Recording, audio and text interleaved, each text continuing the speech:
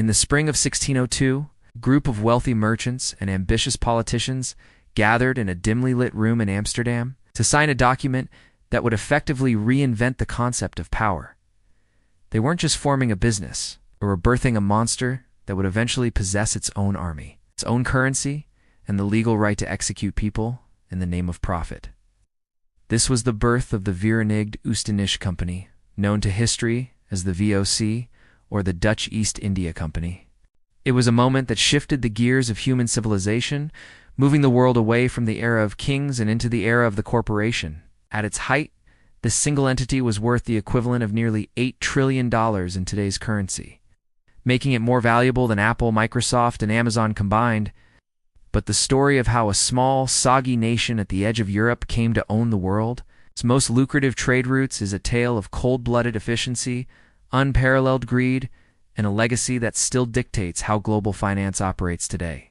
Before the VOC, the world of trade was a chaotic and violent gamble. If you were a merchant in the late 16th century, you had to fund your own ships, hire your own crew, and pray that your vessels did, and sink or get captured by pirates before they reached the spice islands of Indonesia. Spices like nutmeg, cloves, and pepper were the oil of the Middle Ages.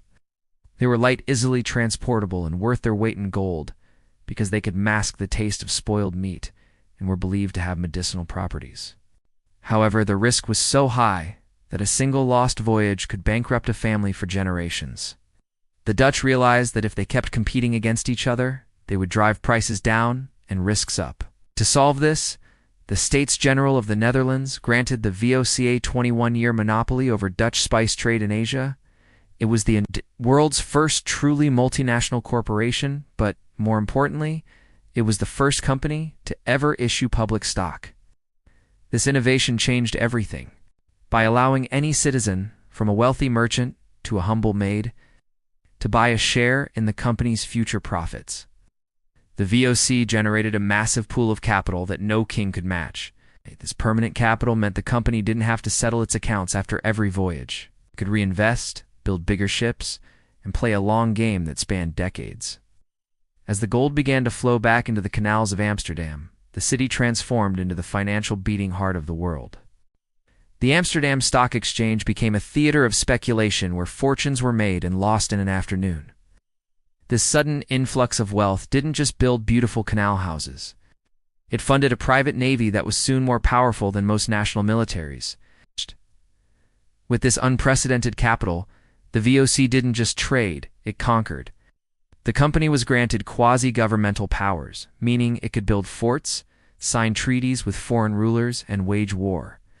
The ships that left the Netherlands were no longer mere cargo vessels, or floating fortresses bristling with cannons. When they arrived in the East Indies, they didn't ask for permission to trade, they demanded it.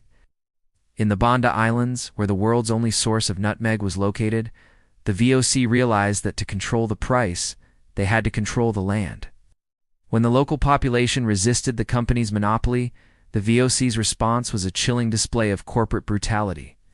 Under the command of Jan Pieterszoon Cohen, the company's forces systematically depopulated the islands through execution and forced starvation, replacing the locals with enslaved laborers to work the plantations. This calculated violence was good for the bottom line. By securing a total monopoly on nutmeg and cloves, the VOC could dictate prices in Europe with surgical precision. While the investors in Amsterdam enjoyed dividends that sometimes reached 40%, the reality on the ground in Asia was a landscape of fortresses and fire. The company established its headquarters in a city they named Batavia, modern-day Jakarta, which served as a massive hub for a trade network that stretched from the Cape of Good Hope to Japan. They were the only Europeans allowed to trade with the isolationist Tokugawa shogunate, a privilege they earned through a combination of diplomatic persistence and a willingness to provide the Japanese with whatever technology or weapons they desired. This global reach made the VOC the first entity to truly link the world's economies into a single, cohesive system. Yet, as the 17th century progressed, the very scale of the company began to create its own problems. Managing a global empire from a headquarters that was an 8-month sea voyage away was a logistical nightmare. The VOC was becoming a victim of its own success, burdened by the massive costs of maintaining its military and administrative infrastructure. Thousands of employees were scattered across the globe. Many of them realized that if they engaged in a little private trade on the side, they could become far wealthier than their official salaries allowed. Corruption began to rot the company from the inside out. High-ranking officials would ship goods under their own names while the company's ships were half empty, or they would take bribes from local rulers to look the other way. While the internal structure was crumbling, the external world was changing too. The British East India Company, once a smaller and less organized rival, was beginning to modernize. The British focused on textiles from India calicos and muslins which were becoming more fashionable and profitable than spices. The VOC, however, was stubbornly tied to its spice monopoly. They spent fortunes defending spice islands that were becoming less relevant to the changing tastes of European consumers. As the company's debts mounted, they resorted to a dangerous financial tactic. They continued to pay out massive dividends to their shareholders, using borrowed money just to keep the stock price from collapsing. It was a 17th century version of a Ponzi scheme, fueled by the hope that the next big harvest or the next new colony would bail them out.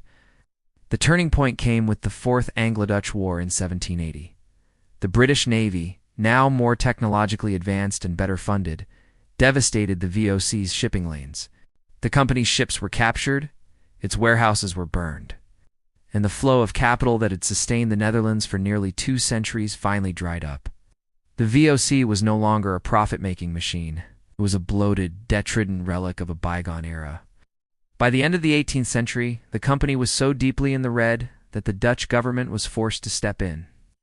In 1799, the company that owned the world was formally dissolved, its assets and its staggering debts taken over by the state. The fall of the VOC was not just the end of a business. It was the end of an era where a private corporation could behave like a sovereign nation. However, the ghost of the VOC never truly left us. When you look at the modern world, you see its fingerprints everywhere. The concept of the limited liability company, the existence of the stock market, and the idea that a corporation's primary duty is to its shareholders above all else are all direct inheritances from the merchants of Amsterdam. We live in a world defined by the VOC's innovations and scarred by its ruthlessness. The company proved that capital, when organized and protected by law, could be more powerful than any army. It showed that the pursuit of profit could reshape the geography of the planet, moving entire populations and erasing cultures in the name of a balance sheet. Today, as we watch modern tech giants navigate international waters, launch their own satellites, and exert influence over global politics, it is easy to see the parallels. The VOC was the original blueprint for the globalized world, where the lines between commerce and government are often blurred, and where the drive for growth can become a force of nature. The story of the Dutch East India Company serves as a reminder that the systems we use to exchange value are never just about money. They are about power, and that power, once unleashed, rarely knows when to stop. The ships have long since rotted away, and the spice warehouses are now museums. But the logic of the VOC remains the operating system of our global economy. It is a legacy of brilliance and blood, a reminder that the price of owning the world is often the very soul of the society that seeks to possess it. If you want to understand the forces that continue to shape the world's wealth and why the structures of the past still dictate our future, you need to look at the stories hidden behind the numbers. Join us in the Money History Lab by subscribing for more stories behind the money.